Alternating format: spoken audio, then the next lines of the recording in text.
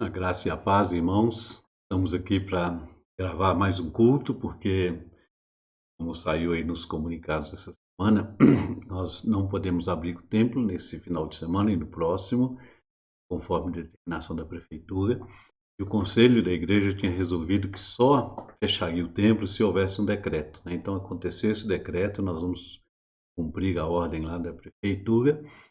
E, inclusive, essa decisão foi tomada por 6 prefeituras aqui da região de Andradas e Poços de Caldas, né? Porque estavam tomando decisões individuais e o pessoal estava transitando entre uma cidade e outra, porque são todas próximas. Então reuniram 6 prefeitos, tomaram essa decisão, porque os hospitais estão lotados, os UTIs estão lotadas, a taxa de contaminação está alta. Então, os supermercados também estão fechando no final de semana, sábado e domingo, coisa que não acontecia, né, há mais de 30 anos. Estão todos fechados, só abre no sábado e domingo, ah, as áreas de saúde, né, hospitais, clínicas, farmácias, porque durante o final de semana não pode abrir. E as igrejas, inclusive, fazem parte dessa determinação. Esperamos que, assim que baixar a taxa de contaminação, baixar também a internações hospitalares e aumentando a vacinação, porque paralelamente a isso as vacinações estão acontecendo, a gente consiga então normalizar essa situação para no mês que vem voltar a se reunir. Então nós vamos fazer o culto, né, aqui, a gravação, disponibilizar para todos e seguir as normas aí para que essa situação possa melhorar. Vamos orar pedindo a direção de Deus para esse culto, para esse momento de reflexão da palavra. Pai, pedimos a tua bênção, tua graça e misericórdia, Pai. Senhor esteja conosco, nos abençoando, abençoando a nossa cidade, a nossa região, todo esse sul de Minas aqui, e tomou essa decisão de fazer novamente esses eventos aí de comércio, templos, para que possam normalizar a situação da saúde. Abençoe, ó Pai, os enfermos, abençoe aqueles que estão infectados com coronavírus, sustente, ó Pai, para que não possam realmente, para que eles possam melhorar, possam ser curados, é o nosso desejo, é a nossa oração. Possa cair realmente drasticamente o número de contaminações, o número de mortos, e que também aumente muito o número de vacinados, para que eles sejam protegidos também pelo Senhor. Abençoe teu povo, a tua igreja também, em nome de Jesus que oramos. Amém. Nós vamos falar hoje sobre a graça, a maravilhosa graça, conforme Efésios 2, versículos de 1 a 9. Esse é um assunto muito relevante e muito importante a gente entender e compreender o que significa a graça de Deus e como não só nós somos salvos pela graça, mas nós precisamos aprender a viver pela graça diariamente. Nosso texto está em Efésios 2, de 1 a 9. Vamos ler esse texto. Vocês estavam mortos em suas transgressões e pecados, quais costumavam viver quando seguiam a presente ordem deste mundo e o príncipe do poder do ar, o espírito que agora está atuando nos que vivem na desobediência. Anteriormente, todos nós também vivíamos entre eles, satisfazendo as vontades da nossa carne, seguindo os seus desejos e pensamentos. Como os outros, éramos por natureza merecedores da ira. Todavia, Deus, sendo rico em misericórdia, pelo grande amor com que nos amou, nos deu vida, juntamente com Cristo, quando ainda estávamos mortos em transgressões. Pela graça, vocês são salvos. Deus nos ressuscitou com Cristo e com ele nos fez assentar nos lugares celestiais em Cristo Jesus, para mostrar nas eras que hão de vir a incomparável riqueza da sua graça, demonstrada em sua bondade para conosco em Cristo Jesus. Pois vocês são salvos pela graça, por meio da fé. E isso não vem de vocês, é dom de Deus, não por obras, para que ninguém se glorie. Amém. Eu acho muito importante esse texto e nós queremos meditar nele, em alguns aspectos importantes da graça de Deus e como Deus foi gracioso e misericordioso, nos amando e nos salvando. Mas como nós temos dificuldades, né, de aceitar a graça e de viver pela graça. Parece que a natureza humana tem muita dificuldade de se perdoar e de aceitar aquilo que é feito por nós graciosamente. Na década de 80, me parece, havia um comercial, ficou muito famoso, de um jogador de futebol, em que ele fazia um comércio de uma marca de cigarros, e ele dizia assim uma frase que ficou marcada: "O importante é levar vantagem em tudo, certo?" E aí ele falava sobre aquele produto. E aí, aquela propaganda virou um meme, né, que hoje a gente chama de meme, naquela época nem tinha esse nome, que falavam que era a lei de Gerson, que era levar vantagem em tudo. E isso ficou um conceito até pejorativo, né, tudo caso de corrupção, caso de roubos e outras coisas que aconteciam, a pessoa falava: "Ah, a lei de Gerson", né. Seja no futebol, seja nos jogos, seja na vida do dia a dia, as pessoas então usavam essa expressão, a lei de Gerson. E eu tive a oportunidade de ver uma entrevista desse jogador e ele ficou muito chateado com o andamento de todo esse processo e ele disse que não esperava que chegasse nesse ponto, né? Contou por que ele fez a propaganda e ele então falou que não gostava de ser chamado assim, a lei de Gerson, não gostava desse meme e da conotação que ficou. Mas carregou isso a vida toda. As pessoas são muito más, né? Elas não conseguem dissociar a pessoa daquilo. Então, por onde ele andava, por onde ele passava, ele tinha essa marca. E ele se afastou realmente da mídia, de todo mundo, por causa disso. É interessante que isso acontece conosco, né? Nós somos perdoados e somos salvos por Deus, mas parece que carregamos o peso desse pecado. E parece que as pessoas não conseguem também perdoar os seus semelhantes e carregam, né, obrigam essa pessoa a carregar os seus erros o resto da vida. É mais ou menos aquilo que a Bíblia fala que Caim fez, né? Quando Caim foi castigado por Deus, ele pediu a Deus que o protegesse, porque falou: qualquer pessoa que me encontrar vai me matar pelo que eu fiz, porque ele matou o seu irmão Abel. E Deus falou: não, isso não vai acontecer. Eu vou colocar um sinal, uma marca em você, que a gente não sabe o que seria essa marca, mas que Deus falou que todo mundo que visse esse sinal, visse essa marca, não iria matá-lo. Então, é uma característica nossa, né? Parece que a gente tem uma grande facilidade de lembrar dos erros das pessoas, né, e até dos nossos, e temos uma dificuldade de perdoar e esquecer o passado, ou de dificuldade de lembrar só das coisas boas. Então, quando eu falo da graça, eu quero lembrar esse ponto importante. A graça de Deus, ela nos transforma. E essa transformação tem que acontecer no nosso dia a dia também. Nós temos que ser marcados, né, não pelos erros que cometemos, mas pelas decisões que tomamos que transformaram a nossa vida e que agora é uma nova vida que caminhamos com Deus. Paulo diz isso em 2 Coríntios 5,17. Aquele que está em Cristo é nova criatura. As coisas antigas passaram, tudo se fez novo. Então, essa deveria ser uma característica nossa, de ser salvo pela graça e viver pela graça. Mas parece que somos salvos pela graça e queremos continuar vivendo no pecado, nos erros. E às vezes nós mesmos carregamos esse estigma e as pessoas também nos julgam pelos nossos erros e não pelos acertos. Então é isso que eu quero dizer, somos salvos pela graça e não por méritos pessoais. A pior falácia e a mais triste é quando a meritocracia é aplicada à salvação.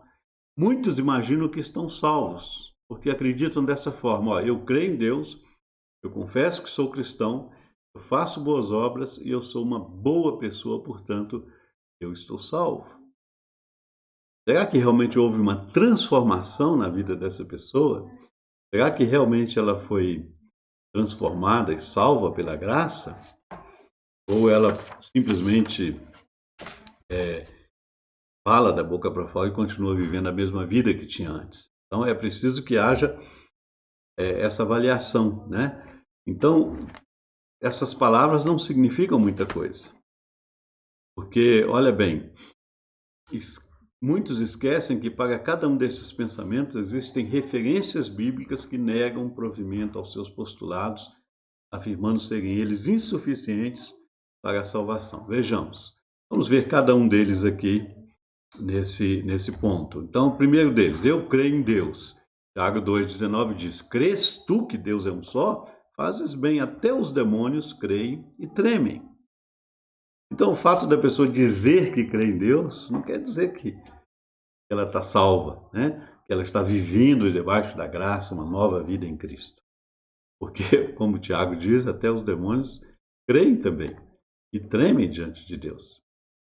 Segundo, eu confesso que sou cristão. Mateus 7,21 diz: nem todo que me diz Senhor, Senhor, entrará no reino dos céus, mas aquele que faz a vontade de meu Pai que está nos céus. O que Jesus está querendo dizer com isso é que não é suficiente você apenas falar ou confessar que é, você tem que praticar, você tem que fazer a vontade de Deus. Você tem que viver a graça, né? Apenas dizer que vive, mas demonstrar através da sua vida, dos seus atos. Outra coisa, eu faço boas obras. Efésios diz: porque pela graça sois salvos mediante a fé. Isso não vem de vós, é dom de Deus, não de obras, para que ninguém se glorie. Então, o que esse versículo está dizendo? Que a salvação não é resultado das nossas boas ações. Então, não adianta a pessoa dizer: não, eu sou um cristão porque eu faço boas obras, eu pratico bem. Todo mundo pratica o bem, até os ateus praticam, tem condição de praticar. Paulo está dizendo que isso não vem de vocês. A salvação é uma graça de Deus, é um dom de Deus. Deus te dá gratuitamente. E não é pelas obras, para que ninguém se glorie. Ou seja, ninguém pode dizer que faz mais bem do que outro, porque senão vai ser uma competição terrível. Se a salvação fosse pelas obras, nós então poderíamos dizer, né, e avaliar e até julgar quem é salvo e quem não é pelas obras que fazem. E outra coisa que iria acontecer, que seria injusto, aqueles que têm mais dinheiro fariam obras melhores do que aqueles que não têm. Então, quanto mais rico, mais quantidade de boas obras ele, teoricamente, poderia fazer. Então, a salvação não é pelas obras, porque aí seria méritos pessoais, e Paulo está dizendo que não é pelas obras, é pela graça. E, finalmente, a última questionamento, a pessoa diz: eu sou uma pessoa boa, portanto estou salvo. Paulo diz em Romanos 3,23: pois todos pecaram e carecem da glória de Deus. A salvação é fruto direto do amor de Deus e não daquilo que você é, mas daquilo que Deus faz. Deus fez por você. Então, todos somos pecadores. Todos, todos, todos. Não existe um justo, um sequer. Nesse sentido, estamos todos nivelados, né? Ninguém é melhor do que ninguém. Todos somos pecadores. Todos merecemos a morte, mas Deus, na sua graça, enviou Jesus para nos salvar. Então, eu queria colocar aqui alguns pontos importantes sobre a graça, para que você entenda melhor o que aconteceu na sua vida e como Deus quer que você viva essa nova vida que você tem em Cristo. Então, eu quero colocar aqui que a graça se manifesta em 3 momentos especiais na vida humana. O primeiro deles é a graça comum. A ação divina da graça comum, né, é motivo de despertamento, sensibilização e chamamento para a plena graça. O Espírito Santo age na pessoa humana mesmo antes da sua conversão. Então, a graça comum está dizendo o seguinte, que Deus se manifesta na vida das pessoas e na história da humanidade, independentemente do conhecimento que essa pessoa tem, independentemente da opção que ela faça, ou religiosa, ou qualquer outra. A graça comum está dizendo que Deus age na vida de todo mundo. Então, a ação divina é realmente algo que vai acontecer e é o resultado da graça comum. Por isso que a Bíblia diz que Deus faz nascer o sol sobre maus e bons, Deus manda chuva sobre maus e bons, isso é a graça comum. É Deus abençoando este mundo, independentemente dos nossos erros, dos nossos pecados, da injustiça que a gente vê à nossa volta. Isso não é motivo para que Deus não derrame sobre nós a sua graça. Então, a graça comum é estar sobre toda a humanidade, todos nós. Quando você levanta cedo e tem a oportunidade de ver um nascer do sol, e ver aquela paisagem linda, Deus pintando esse quadro lindo, independente de você querer ver ou não, Ele está colocando ali para todo mundo que quiser observar, ou o pôr do sol, o entardecer, quando você vê aquele cenário bonito, Deus está ali pintando mais um quadro, né, no início do dia e no final do dia. Deus manifestando a sua graça, Deus cuidando dos passarinhos, cuidando da natureza, Deus mandando a chuva, Deus mandando o sol. Isso todos são sinais da graça comum. E você pode ver esses sinais todos os dias, se você observar, se você quiser abrir os seus olhos, né? Então, essa verdade é muito importante, é fundamental, porque Deus, em seu infinito amor e misericórdia, Ele está sempre agindo no mundo, para que o mundo possa crer, se voltar para Ele. Então, esse primeiro ponto é muito importante, né? Deus, em seu amor infinito, Ele vai agir no mundo e vai continuar agindo para que o mundo possa enxergar a Jesus, seu único Filho. Segundo ponto dessa graça, né, dessa manifestação da graça de Deus, é a graça justificadora. Então, nós tivemos a graça comum e o segundo passo é a graça justificadora que está presente em Jesus Cristo. É por ela, né, e através de Jesus que nós somos salvos, somos reconciliados, somos redimidos e libertos e justificados. Nós somos considerados justos ou declarados justos diante de Deus pelos méritos de Cristo Jesus.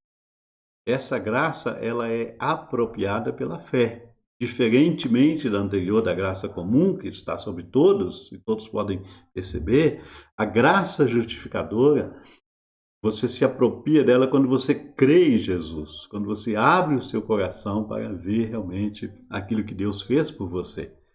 Essa graça justificadora é uma ação do Espírito Santo no seu coração, na sua vida, revelando os seus pecados, mostrando que você estava condenado, que sozinho você não teria condição de se voltar para Deus.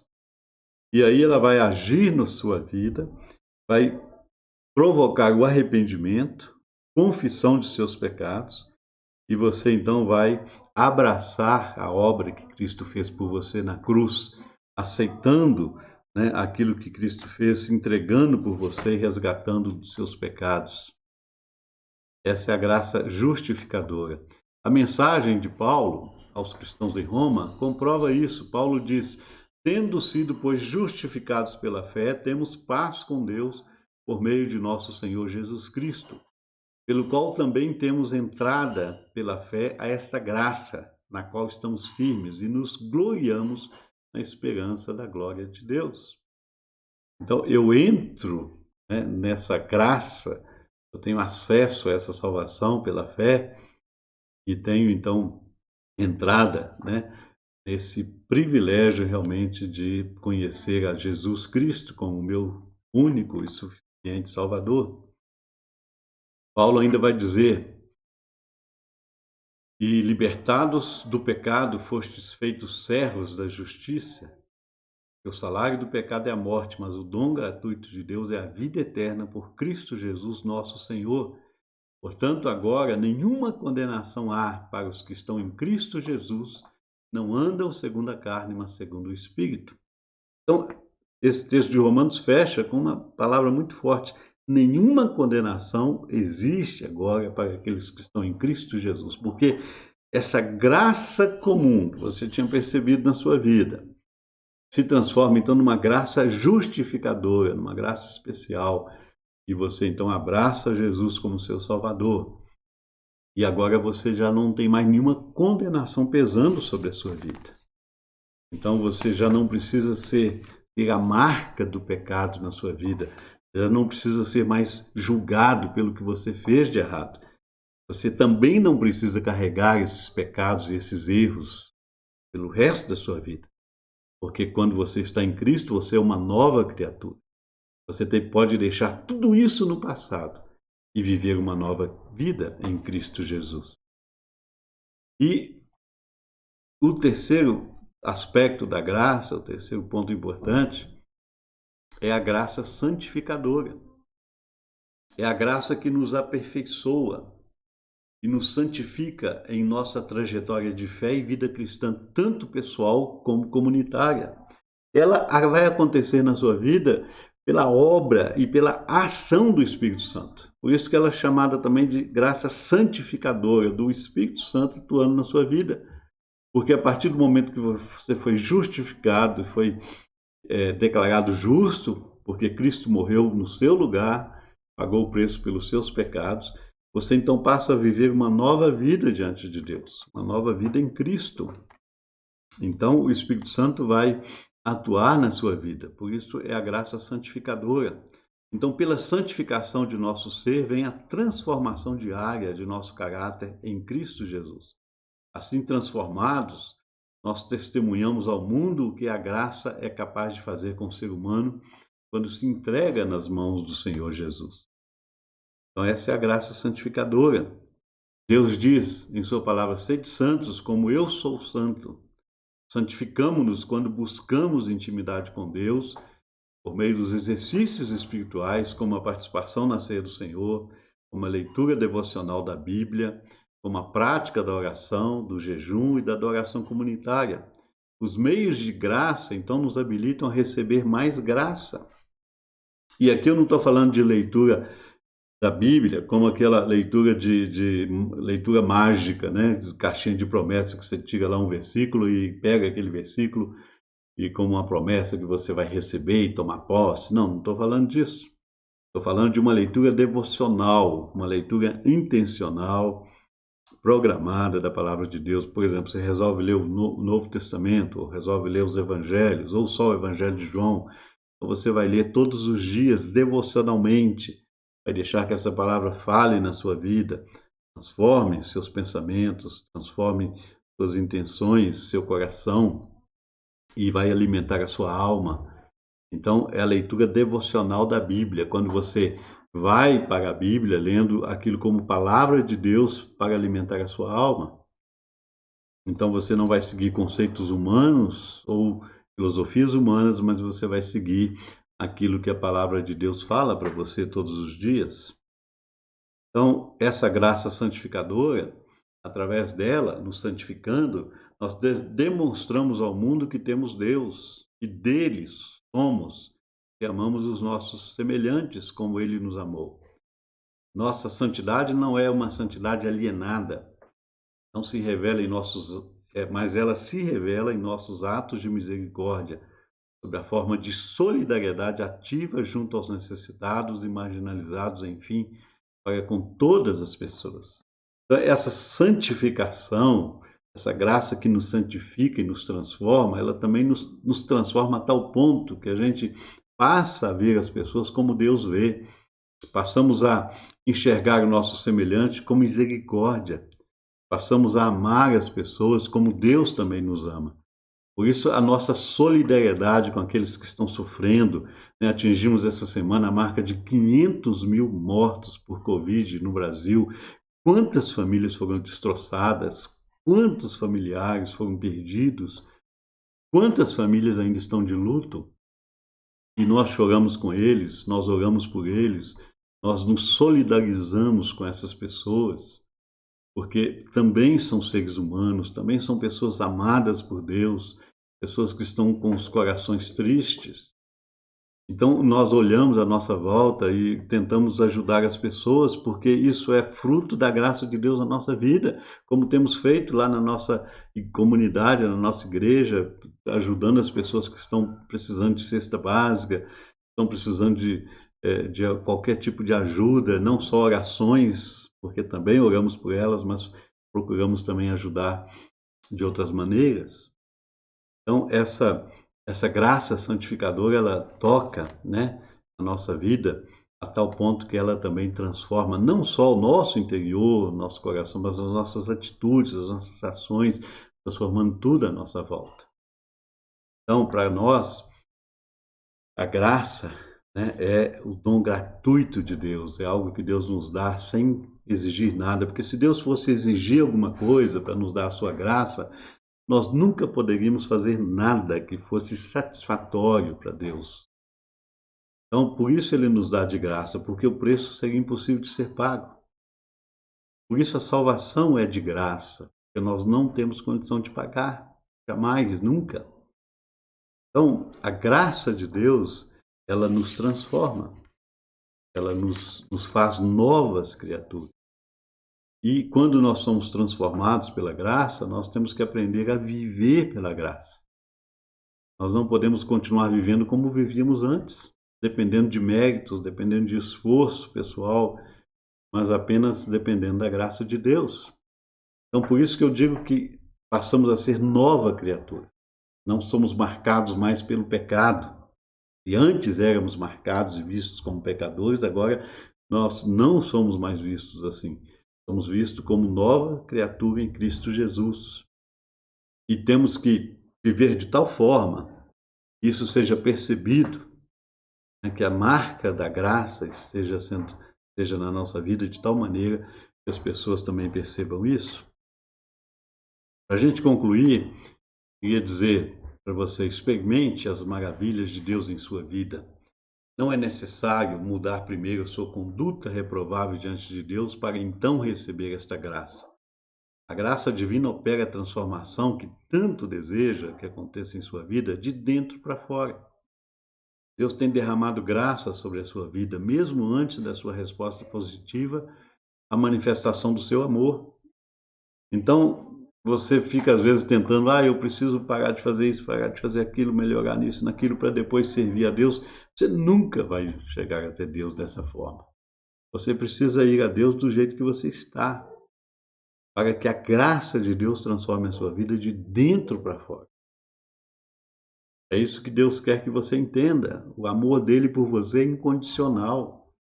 Deus te ama tanto, mas te ama tanto que ele te aceita do jeito que você está, do jeito que você é.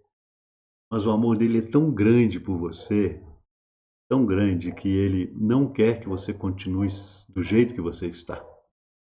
Ele quer te transformar dia a dia numa pessoa melhor, numa pessoa que realmente manifeste a graça dele.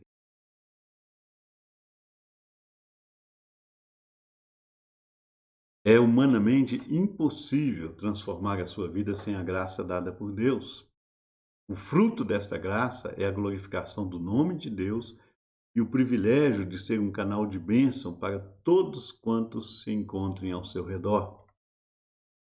Então, quando você deixar a graça de Deus entrar na sua vida e te transformar diariamente e depender dessa graça para viver todos os dias, você vai ser não só uma pessoa que glorifica o nome de Deus, mas você vai ter o privilégio de ser canal de bênção para todos aqueles que convivem com você, seja dentro de casa, seja fora de casa, seja no trabalho, na vizinhança, na comunidade onde você mora. Você vai ser um canal de bênção. Então, para a gente refletir e praticar sobre aquilo que nós falamos hoje, eu queria deixar para você duas coisas, né? Aliás, três pontos importantes. Primeiro deles, Deus tem superabundante graça para derramar sobre sua vida, em particular, e vai também transbordar para a sua família, para seus amigos e seus vizinhos. A graça de Deus é enorme, é imensurável, né? Não pode ser medida. E Deus tem essa graça tão abundante para derramar sobre a sua vida, e quando ela entrar na sua vida, ela vai transformar não só a sua vida, mas a sua família, seus amigos e seus vizinhos. Segundo ponto que eu gostaria que você pensasse: os depósitos da graça são infinitos, ilimitados, abundantes e inesgotáveis. Entendeu? Eles são infinitos, ilimitados, abundantes e inesgotáveis. Então, não pense que Deus não tenha capacidade ou condição de te perdoar, não pense que Deus não pode transformar a sua vida, não pense que você não consiga mais viver debaixo da graça, porque é impossível. Deus tem condição realmente de derramar graça na sua vida, Deus tem condição de transformar tudo, né, de dentro para fora, sua vida e ao seu redor também. Terceiro ponto, creia e viva esta graça em sua plenitude, seja dela dependente, pregue-a enquanto Deus da graça lhe proporcionar o dom da vida. 2 Coríntios 12, 9, mas ele me disse, minha graça é suficiente para você, pois o meu poder se aperfeiçoa na fraqueza. Então, enquanto você está vivo, ainda há esperança. Enquanto você está vivo, você pode pregar a graça de Deus, você pode viver a graça de Deus. Você pode ser uma pessoa dependente da graça. Dependa somente da graça. Não confie nos seus méritos, que são nada. Não confie nas suas obras, que não significam nada diante de Deus. Confie apenas na graça de Deus. Paulo diz nesse texto, né, Deus respondendo a ele, minha graça é suficiente para você, pois o meu poder se aperfeiçoa na fraqueza. Então, quando eu reconheço que eu não sou nada, que eu sou fraco, que eu sou pecador, que eu sou limitado, a graça de Deus, então, é suficiente para mim. Ela me transforma. Que Deus nos abençoe. Amém? Vamos ouvir uma música do nosso amigo Vitor Lauindo, lá de Vitória, do Espírito Santo. Ele me permitiu aí usar alguns vídeos que ele tem gravado de hinos. Eu vou colocar aqui para nós esse hino que ele gravou. Graças e paz, amados.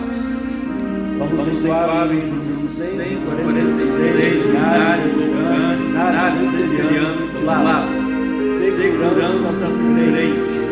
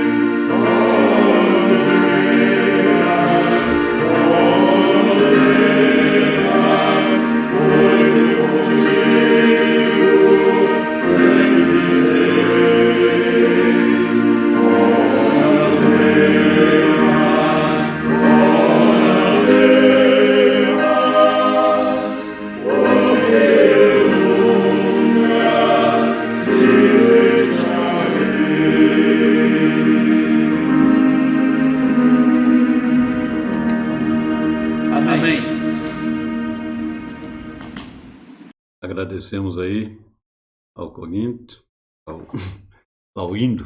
Obrigado pela participação conosco. Deus abençoe sua vida e seu grupo aí de cantores. Vamos orar e vamos encerrar com a oração final e a bênção apostólica. Nosso Deus e nosso Pai, derrama a Tua graça sobre as nossas vidas, Senhor. Ajuda-nos, ó Pai, a viver dependente da Tua graça, confiarmos somente na Tua graça e não em nós mesmos, a depositar toda a nossa confiança no Senhor, abrindo nosso coração e vivendo cada dia essa graça maravilhosa que o Senhor tem derramado sobre nós. Ajuda-nos, ó Pai, a dar cada passo, cada dia, nesse caminho da graça, confiando realmente na Tua graça, na Tua misericórdia, no Teu amor, sabendo que só o Senhor pode transformar as nossas vidas e fazer de nós novas criaturas. Cristo Jesus, nosso Salvador. Amém. O Senhor esteja ao teu lado como teu grande amigo e companheiro de jornada. O Senhor esteja acima de ti, velando por ti e te abençoando.